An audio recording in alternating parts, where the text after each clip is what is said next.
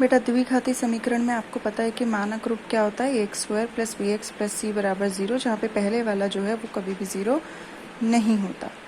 ठीक है, उसके बाद डी कैसे निकालते हैं, डी निकालते हैं बी स्क्वायर माइनस 4ac से। जो डी होता है बी स्क्वायर माइनस 4ac वो मूलों की प्रकृति बताने में मदद करता है, क्योंकि उससे हमें पता लग जाता है कि मूल कैसे होंगे। अगर डी को हल करने पर यानी बी स्क्वायर माइनस 4ac को हल करने पर अगर आपका डी 0 से बड़ा आ रहा है तो दो मूल वास्तविक और भिन्न होंगे। अगर डी 0 के बराबर आ रहा है तो मूल वास्तविक और बराबर होंगे, और यदि डी 0 से छोटा है तो कोई वास्तविक मूल नहीं है, यानी उसको हम आगे हल नहीं कर सकते।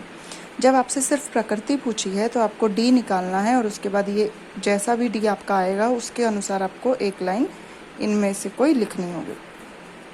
उसके बाद इस चैप्टर में से जो एक क्वेश्चन आता है वो है मूल ज्ञात करना, कि यहाँ तो सिर्फ आपने प्रकृति बताई, अब वो अगर आपसे ये पूछे कि मूल कैसे होंगे, तो देखो पावर 2 है तो इसलिए इसके मूल कितने होंगे, 2 मूल होंगे। अब वो 2 मूल निकालने हो तो कैसे निकालेंगे, तो उसका फॉर्मूला होता है, यही समीकरण होगा जहाँ पर आपका a जो है that is not equal to 0। a 0 नहीं है, क्योंकि अगर a 0 हो गया तो ये द्विघाती समीकरण नहीं रहेगा। x क्या होता है, minus B plus minus under root D बटा 2 है। अगर मूल ज्ञात करना है तो हम इसका यूज़ करते हैं। तो एग्जाम्पल देखते हैं। फर्स्ट क्वेश्चन है, इसमें सिर्फ आपको मूलों की प्रकृति बतानी है। तो देखो ये आपको समीकरण दिया है 6x square minus 2x plus 5 बराबर 0। इसकी तुलना हम किससे करेंगे, मानक रूप से ax square plus bx plus c से। x स्क्वायर दोनों में है तो ये छिप गया, a कितना आ जाएगा 6, दोनों में x है, b कितना आ जाएगा, देखो साइन मैच नहीं हो रहे तो b आएगा -2, c में साइन मैच हो रहे हैं तो c आएगा 5। इसके बाद हमने क्या किया, हमने d निकाला। d क्या होता है, बी स्क्वायर माइनस 4ac, तो हमने b की जगह b की वैल्यू रख दी -4 गुणा 6 गुणा 5, ये a और c का मान था। अब देखो -2 को -2 से गुणा करोगे आप तो प्लस का 4 आएगा, -4 6 पंजे 30 चौक 120। अब ये प्लस का है, ये माइनस का है। प्लस माइनस क्या होता है, माइनस, इसका मतलब दोनों को घटाना है। तो 120 में से 4 घटाएंगे 116 आएगा, और 120 बड़ा है तो माइनस का 116 आएगा। अब माइनस का 116 आया, इसका मतलब हमें पता लग गया कि जो डी है वो 0 से छोटा है। तो जब डी 0 से छोटा होता है तो मूल कैसे होते हैं, कोई वास्तविक मूल नहीं होता। तो फिर हमें ये लाइन लिखनी है कि इसका कोई वास्तविक मूल नहीं है। उसके बाद एक एग्जाम्पल है जिसमें हमें मूल ज्ञात करने हैं। ये आपको समीकरण दिया है, इसमें भी पहले हम वही करेंगे जो हमने ऊपर वाले क्वेश्चन में किया। मानक रूप से तुलना करोगे तो a कितना आएगा 4, b कितना आएगा 3, और c में साइन मैच नहीं हो रहे तो c आया -1। अब हमने निकाला बी स्क्वायर माइनस 4ac।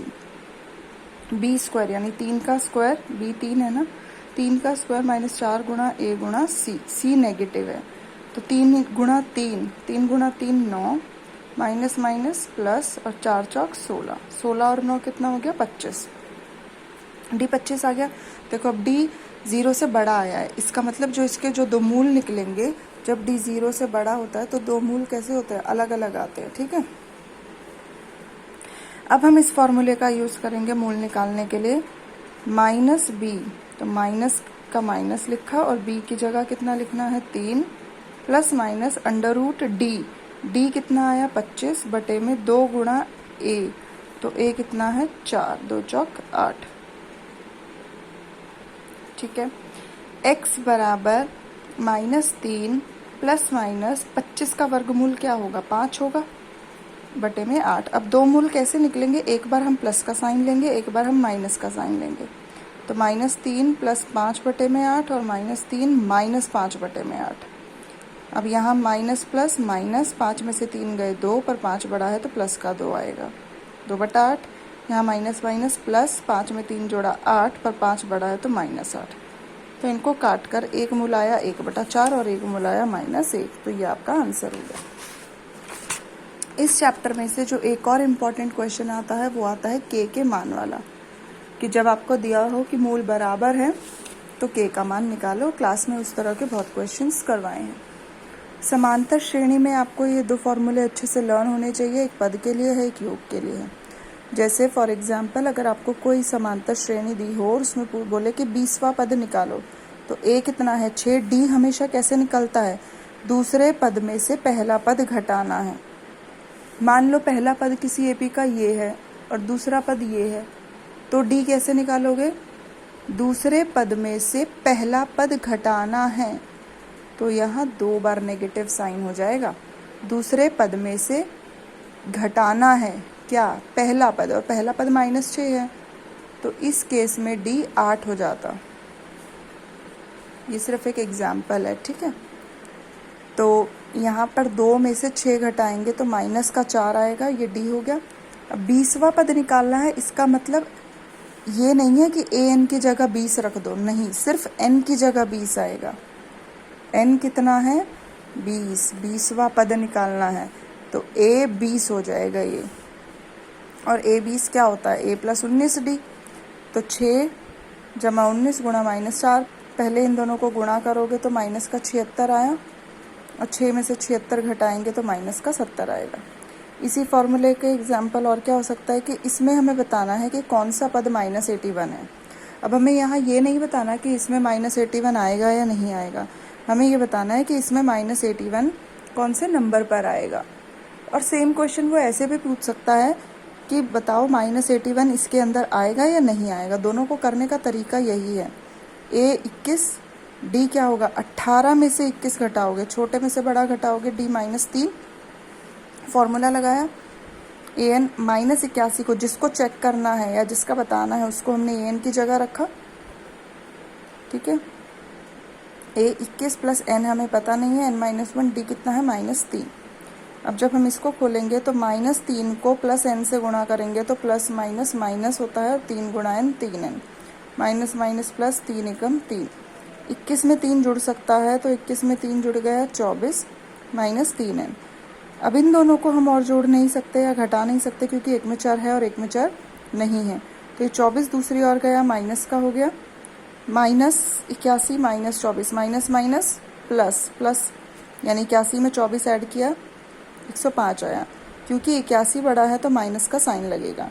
-3 यहाँ गुणा हो रहा था, दूसरी तरफ भाग में चला जाएगा, तो हल करने पर n आ गया 35। इसका मतलब 35वें नंबर पर 81 है। और अगर n बटे में, अगर n डेसिमल में आ रहा होता, दशमलव में या बटे में आ रहा होता, तो हम बोल देते -81, इसमें कोई पद नहीं है। योग का फॉर्मूला कैसे यूज़ करने के लिए आ सकता है, उसका सिर्फ एक एग्जाम्पल है ये कि 8 के पहले 15 गुणजों का योग निकालो। प्रथम गुणज क्या होते हैं, यानी उसकी टेबल लिखनी है 15 तक। 8 एकम 8, 8 दूनी 16, 8 तिया 24, कितने तक लिखनी है? 15 तक। 8 तिया हुआ है, तो जब हम 8 को 15 से गुणा करेंगे तो 120 आएगा, तो लास्ट पद क्या होगा? 120। अब यहाँ मैंने आपको n की वैल्यू दी हुई है कि n कितना है? 15 है। नहीं दी होती तो पहले आप an का फॉर्मूला लगाकर पदों की संख्या निकालते। a 8 है, d भी 8 है, क्योंकि 16 में से 8 घटाएंगे 8, n 15। sn का फॉर्मूला लगाया, हमने वैल्यू पुट करी, n की जगह 15 रख दिया, a की जगह 8 रख दिया, d की जगह भी 8 रख दिया, 15 में से 14। अब यहाँ पहले इन दोनों को जोड़ोगे नहीं, पहले 14 और 8 को गुणा किया और उसमें 16 जोड़ा, तो हल कर 960 आ गया। चैप्टर 9 जो त्रिकोणमिति के अनुप्रयोग है, उसमें बेटा आपको फिगर बनानी आनी चाहिए कम से कम, और tan का सूत्र ज़रूर लगाएं, और साइन कॉस tan का मान 30, 45, 60 के लिए ज़रूर याद करें। रचनाएं चैप्टर में इन तीनों में से एक ना एक क्वेश्चन पेपर में ज़रूर आएगा। बाहरी बिंदु से स्पर्श रेखा का एग्जाम्पल, अगर हमें किसी बाहरी बिंदु से स्पर्श रेखा बनानी है, फॉर एग्जाम्पल आपको बोला है 3 सेंटीमीटर का वृत्त है और 8 सेंटीमीटर की दूरी पर एक बिंदु से स्पर्श रेखा बनानी है। पहले हम प्रकार को 3 सेंटीमीटर खोलकर क्या बना देंगे? एक वृत्त बनाएंगे प्रकार से। मैं रफली समझा रही हूँ, आपको ऐसे नहीं करना। अब हमें बोला है कि जो दूसरा बिंदु है जो बाहर है वो इससे 8 सेंटीमीटर की दूरी पर है, तो 3 तो ये हो गया, इसको हम आगे और कितना बढ़ा देंगे? 5, तो ये कुल 8 हो जाएगा। उसके बाद हम क्या करते हैं? प्रकार को इस रेखा का अंदाजे से आधे से ज़्यादा खोलते हैं। एक चाप ऊपर, एक चाप नीचे। कहाँ से लगाई? एक यहाँ से चाप लगाई हमने, एक ऊपर एक नीचे, और अब दूसरी चाप हम यहाँ से लगाएंगे, ऊपर और नीचे। ये चाप वृत्त के बाहर भी आ सकती हैं, वृत्त के अंदर भी आ सकती हैं, वो निर्भर करेगा कि आपको मेजरमेंट क्या दिया। उसके बाद आपने इसको ऐसे सीधा सीधा स्केल से ज्वाइन करना है। इस बिंदु का नाम देना है M, ये P, ये O, अब प्रकार की नोक एम पर और पेंसिल की नोक पी पर होगी। प्रकार की नोक एम पर, पेंसिल की नोक पी पर, और आप क्या बना दोगे, वृत्त। अब नया वृत्त और पुराना वृत्त जिन बिंदुओं पर काट रहा है वहां आप ऐसे जोड़ दोगे तो ये आपकी स्पर्श रेखा हो गई बाहरी बिंदु से, पी बिंदु से। सकेंद्रीय वृत्त में क्या होता है, सकेंद्रीय शब्द याद रखना है, इसमें दो वृत्त बनेंगे। एक ये केंद्र है, इस पे हमने 3 सेंटीमीटर का वृत्त बनाया। अब हम प्रकार को 7 सेंटीमीटर खोलेंगे और इसी केंद्र पर रखेंगे और 7 सेंटीमीटर का वृत्त बना देंगे। शब्दों से पहचान सीखो, जब प्रश्न में सकेंद्रीय शब्द लिखा हो तभी 2 गोले बनते हैं, तभी 2 वृत्त बनते हैं, वरना ऐसे वाले वृत्त नहीं बनेंगे। अब यहाँ से यहाँ कितना हो गया, 7 हो गया। अब हम प्रकार को अंदाजे से इस रेखा का आधे से ज़्यादा खोलकर एक चाप इधर से लगाएंगे, एक इधर से लगाएंगे, वही जो हमने ऊपर किया, इसको ज्वाइन कर देंगे। प्रकार की नोक यहाँ, पेंसिल की नोक यहाँ, और यहाँ से हमने क्या बना दिया, सर्कल। अब ये नया सर्कल और छोटा सर्कल जिस पॉइंट पे कट कर रहे हैं उसको हम इससे ज्वाइन कर देंगे, ये 2 स्पर्श रेखा हो जाएंगे और हमें इनका नाम दे देंगे। तीसरा टाइप आपको बोला है एंगल वाला हो, कि जब आपको कोण दिया हो तो जितना कोण दिया होता है उसको 180 में से माइनस करते हैं, 120 आ जाएगा। ठीक है, अब हम क्या करेंगे, आपको दिया होगा कि 4 सेंटीमीटर का सर्कल बनाओ या कितने का, तो 4 सेंटीमीटर त्रिज्या का सर्कल बना दिया। अंदर प्रकार की मदद से हम 120 का कोण बनाएंगे। जो संख्याएं 15 के पहाड़े में आती हैं वो प्रकार से बनाई जा सकती हैं। यहाँ पर हम 90 का बनाएंगे, यहाँ पर भी हम 90 का बनाएंगे। दोनों जिस पॉइंट पे कट करेंगी उसका नाम दे दिया पी टी क्यू, और यहाँ ऑटोमेटिकली 60 का एंगल आ जाएगा। ठीक है, उसके बाद बेटा सांख्यिकी चैप्टर की वीडियो ग्रुप पर डली हुई हैं, आप प्लीज़ वहाँ से देखना। मोड, मीन, माध्य, माध्य में आपको पता है फॉर्मूला कि सबसे पहले जो आपको अंतराल दिए होते हैं, फिर बारंबारता दी होती है, तो सबसे पहले क्या निकालते हैं हम यहाँ पर, एक्स आई। माध्य के फॉर्मूला क्या होता है, प्रत्यक्ष विधि से समेशन एफ आई एक्स आई बटे में summation F I. Summation F I आपके बारंबारता का जोड़ होता है, तो फॉर्मूले से ही ध्यान कर लो कि फॉर्मूले में एक्स आई आ रहा है, तो यानी माध्य निकालने के लिए सबसे पहले हमें एक्स आई निकालना पड़ता है। जैसे 0 से 10, 10 से 20, 20 से 30, 30 से 40, और बारंबारता तुम्हें दी है 1, 2, 3, 4। तो यहाँ एक्स आई कैसे निकलेगा, 0 से 10 को जोड़ना है और 2 से भाग करना है। एक्स आई कैसे निकलता है, दोनों को जोड़ा और 2 से भाग किया, तो 10 में 0 जुड़ेगा 10, 10 को 2 से भाग किया 5, 20 में 10 जोड़ा 30, 30 को 2 से भाग किया 15, 50 को 2 से भाग किया 25, और 70 को 2 से भाग किया 35। हमेशा एक्स आई निकालता है, ये बारंबारता है, तो ये आपका समेशन एफ आई हो गया 10। अब आप क्या करोगे, एफ आई एक्स आई निकालोगे। 1 पंजे, 1 को 5 से गुणा करना है, ना कि जोड़ना है। 1 पंजे 5, 15 दूनी 30, 25 तिया 75, और 35 चौका 140। ठीक है, अब हम इनको ऐड करेंगे तो 140 और 30 170, 170 और 80 250 आ गया। तो यहाँ अगर मुझे माध्य बताना है तो माध्य क्या हो जाएगा, 250/10, जो कट कर आ गया 25। तो माध्य का फॉर्मूले से याद कर लेना कि एक्स आई होता है फॉर्मूले में, तो सबसे पहले हमें एक्स आई निकालना है अंतराल का। कैसे, दोनों को जोड़ा, 2 से भाग किया। उसके बाद आता है माध्यक। माध्यक में सपोज आपको सेम यही क्वेश्चन दिया है, ये आपकी बारंबारता है F 1 2 3 4। अब माध्यक का फॉर्मूला क्या होता है, माध्यक का फॉर्मूला होता है L + n/2 - CF/F × H। इसी फॉर्मूले से याद कर लो कि इसमें CF आ रहा है, तो सबसे पहले हमें यहाँ क्या निकालना है, CF। इसका जोड़ तो 10 हो गया, n होता है ये हमारा। ठीक है, अब CF कैसे निकालते हैं, पहली वाली संख्या सेम रहेगी, 1 में 2 जोड़ा 3, 3 में 3 जोड़ा 6, और 6 में 4 जोड़ा 10।